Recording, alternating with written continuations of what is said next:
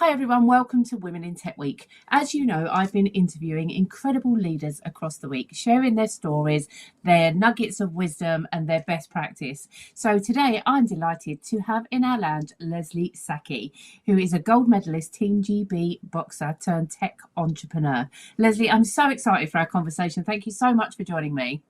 So excited to be here as always.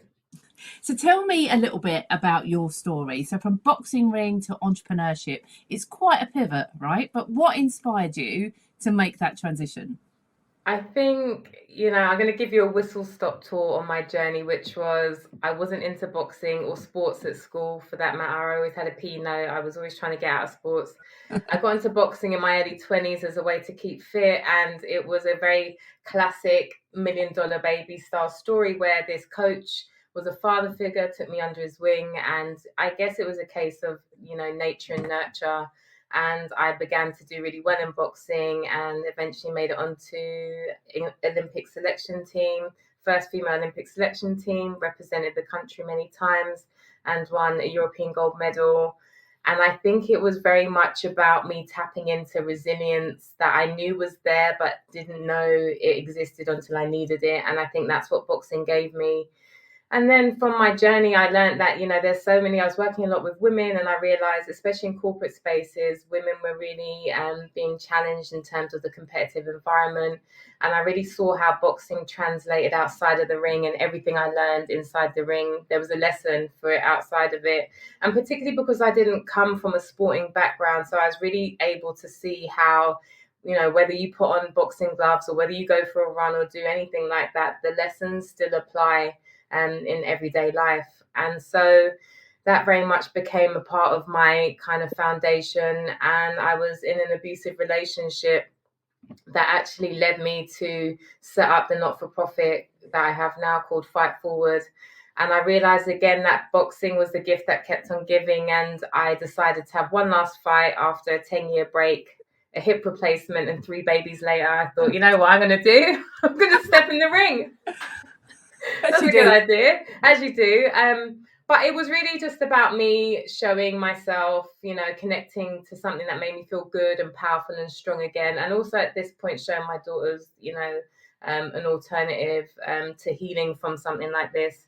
And so Fight Forward was born. And through that, I started working with a lot of women in the domestic abuse space, survivors, and I had listened to a repetition of stories and problems and unmet needs. And so through that, I thought, there has to be something to, help solve for this. And actually, I always say that Pillow, the platform that I'm building, was born out of my own selfish need to provide something that wasn't available to me when Yeah. I was on my journey out of abuse. And it was really more about this concept of post-crisis journey. So, there's lots of support and resources for women, in the immediate crisis point, but it's this area where I call the kind of the what now phase of, I'm safe, but I'm still having to rebuild. I'm still having to navigate complex legal systems, finding new friends, community, starting businesses, starting a new career, holding on to your own old career. So all of these things I felt were conversations that kept arising, having to repeat, tell your story over and over again, which that in itself is re-traumatizing, especially going Yeah. to different services and people to get support. And so, there's all this talk of AI and how harmful it is. And, I disagree. And I decided, I want to design for the alternative and use AI for good. And how can we actually create a platform that not only powers women to survive, but thrive, which means that they can show up as contributors in society, in work, in the family space. It's just beneficial for us all. So from boxer to tech founder. So what does Pillow actually do? So it's an AI-driven platform that is designed to connect women to people, resources, and tools on that journey out of domestic abuse. So it's very nuanced. So at one stage, it may connect you to legal resources. Another time, it may connect you to a group of women who've been there and done that, what we Yeah. call the thrivers, who are like, listen, heads up, navigate this in this way. This is how I found that experience. It's about creating actual a platform that is for users, by users. And so it's constantly being able to help move you along that journey so you're getting to that thriving point. Sometimes it's signposting you to services and crisis points, and other times it's directing you to therapeutic tools, holistic tools, movement tools. Other times it's advising you on finance and business, investing, great pension schemes. It's an ecosystem of support that doesn't just discriminate against a particular stereotype of what people or society thinks survivors of domestic abuse look like. Yeah. So how have you found that? So obviously moving from elite sport into business is no doubt coming with some challenges that might liken to boxing. But how have you found that shift so far, and perhaps what surprised you the most? I think the shift, is that it's a marathon, not a sprint. I think that's the reality of it. And again, in boxing, it's quite fast paced. We train for a sustained period of time and then we get results pretty quickly. Win or lose, we have an outcome. And I think in this process, it's definitely kind of, you might win a round, you might lose a round, you might win a round, and that's the difference. Listen, I've got a boxing analogy for everything, but yeah, I think that's the thing really, which is it's a slow burn, and I think that's been definitely an adjustment for me. But where the boxing mindset and the athlete mindset comes into training is that resilience and endurance and the never giving up and finding and like problem solving and learning to pivot. So I think that's it. It's where it helps me. There's such a correlation there, isn't there? Like from what you're drawing from your previous experience and putting into your experience as a tech founder. So obviously being very early on in the journey, what sort of support have you had, or what resources have you used to kind of get you going and get you off the ground? I think it's a combination of many things. First of all, it is community and network. I have you as an example to thank for that. This chance meeting at this tech conference, and from there, you're an amazing connector of people, really. And so you connected me with Sarah from OBE Invest. And she's an example of a woman who's like really gets what I'm doing and is like, I believe in this and I believe in you, and whatever it is you need to help you on this journey, I'm here. Whether that's just listening to a pitch deck or offering some advice or connecting me with someone who might be able to help. These are all small little gems that contribute to me kind of learning. It's a massive learning curve for me, because it's I'm not a techie, but I do have a marketing brain. I do have lived experience, and I do have connection to many of the people for the problem that I'm trying to solve for. So it's just about using all of that and trying to navigate these spaces. But absolutely, it's a different approach, but the resilience definitely kicks in, and the problem solving, and as you said, being able to pivot and try something different every time something's not working. Yeah. And it is raising funding, isn't it? We know that less than 1% of funding goes to women. I mean, obviously, you'll get to your kind of fundraising rounds, I'm sure. And you're quite right. That meeting was very serendipitous. We met because Martha Lane Fox spoke at the conference and you accompanied her. Yeah, I did. Remember it well. So, I mean, obviously, entrepreneurship is tough, and you kind of look at the road ahead. You've talked about kind of what keeps you motivated.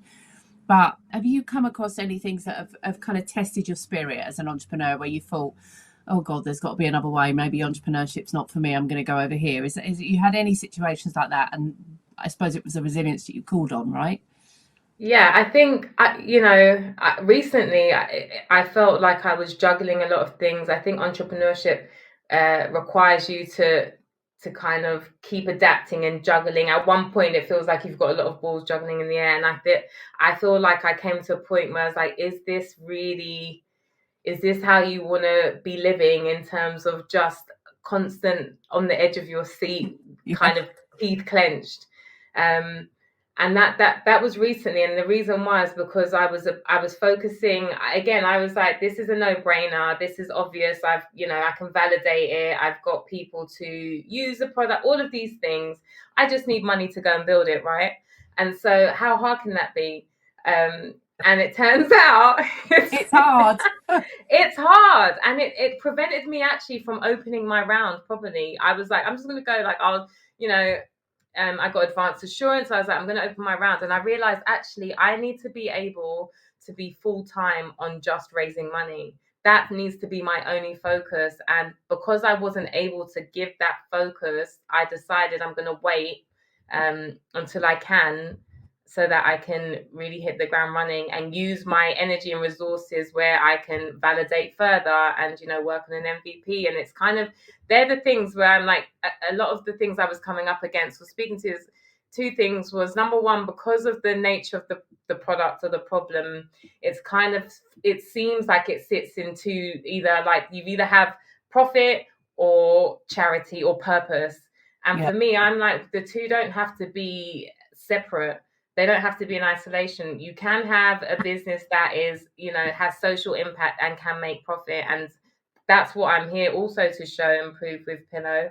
But it kind of means that people are like, oh, this is a good cause, but how does it make money? And I'm constantly trying to convince people these are the reasons how and why as yeah. well. So yeah, they're the challenges, for sure. But I don't mind being the underdog. I have experience with that in, boxing, in like corporate spaces. I thrive in that. It's exactly what you said. You have to be like a jack of all trades and a master of all of them. When you are an entrepreneur, it's tough, and you're quite right that fundraising is a full-time job. And at a point where you've not got the capital, you can't hire people to help you. So it Yeah, really is like a solo journey, isn't it? yeah. That comes with its frustrations and stuff. If I could wave a magic wand to you and give you a skill set right now, and you could start right with that skill set and start to build your business, what do you think the core skills would be? Hey, if you could, I think the ability to just go out and focus on raising money, like having that where I can just talk, ask. I think Yeah, it's getting used to, especially as women, being able to ask for what you want. yeah. I think waving a magic wand would be in that respect. It's something I'm working on, but I need to get better at, especially in this environment where I asking for what I want and actually asking for more than what I want, in fact. Um, Absolutely. Do you know there is a piece of research that talks about how much women undervalue what they actually need yeah, to get yeah, their yeah, business going. I know that. I did that 15 years ago. I asked for pittance and was grateful that I got it. But actually I probably needed 15 times that amount. And it does hold you back because you have to then grow organically if you've not got constant funding. So there's yeah, definitely a lesson to be learned there. What's yeah. your what's your vision for Pillow? If you and I were talking in 5 years' time and you're telling me this amazing success story, what does it look like? Pillow is a global platform, so it's accessible to women all over the world. They're able to access it and they're able to go into it. And no matter what stage on their kind of post separation journey, they're able to access the resources. There's going to be success stories of women who built businesses, from building community to getting career development to being able to pay it forwards and being advocates and ambassadors for that. It's going to be an example of how you can combine purpose with profit, and it's Yeah. going to be a platform that is celebrated for women to thrive and really like have powerful storytelling attached to it, that really shows and dispels the myth that surrounds what surviving abuse looks like. Yeah. Is such passion when you told me that story. We're going to have this conversation in 5 years. I know we are. But Absolutely. anybody that's sitting there watching this thinking, they've got an idea and stuff like that, and they just don't know whether to go for it, what advice would you give to them? I think, it's one thing to say, follow your dreams and, don't let anybody kind of, tell you otherwise. I think absolutely, but you have to be able to stick with it. So I think, you have the idea, but be prepared to, like, challenge your idea first before anybody else does. Yeah. Because when they do, it's very precious. It's your Yeah. baby, right? And Yeah. so I just think don't go into, this thinking, I had this great idea and it's going to work. And the minute somebody's like, well, actually, what about this? And have you thought about this? It's like you have to kind of be 3, 4 steps ahead. and be able to account for that and make sure you can test your own vision before somebody else does. Yeah, definitely. Right, so we've got an audience that are watching. I would love to see your vision come to life because I know how passionate about you and a bit about it you are, and I know how hard you've worked for it. If anyone's watching, what do you need right now, Lesley? How can people help you? Apart from the obvious, show her the money. Obvious, showed the money. I think somebody, what was it? I think it was from Tech Founder. They were like, we need money, not mentorship. And Yeah. I laughed because I was like, it's true. It's like as helpful as that is, it's often like women have flung the mentorship stuff, and it's like, okay, there's only so much mentorship I can have. Like now, I actually need funds. But I thought that was quite funny. But that's not what I'm asking for. I'm actually looking for a tech founder, a tech co-founder, somebody who is experienced running SaaS businesses within AI as well, and somebody who has a passion for creating businesses with not only purpose but also profit and knowing how to scale, and preferably somebody who is excited about what I'm doing and feels motivated by that. I think it's somebody that has to share that same passion and energy, but with a different skill set. Absolutely. And who wouldn't want to work with Lesley, right? So you've all heard it. You know what she needs. If there's any tech founders out there, that want to come and help Lesley, it's always better when there's two of you anyway, isn't there, when you're going on that kind of journey. But you can get in touch with Lesley. You can contact her through LinkedIn. Lesley, always an amazing conversation. What you've done, both in boxing, what you've done for women that have experienced, domestic abuse and violence is amazing and incredible. So we thank you from the bottom of our heart for that. But thank you very much for joining us for Women in Tech Week, and I can't wait to see Pillow come to fruition at some point. Yes, thank you. All right, thanks, Lesley.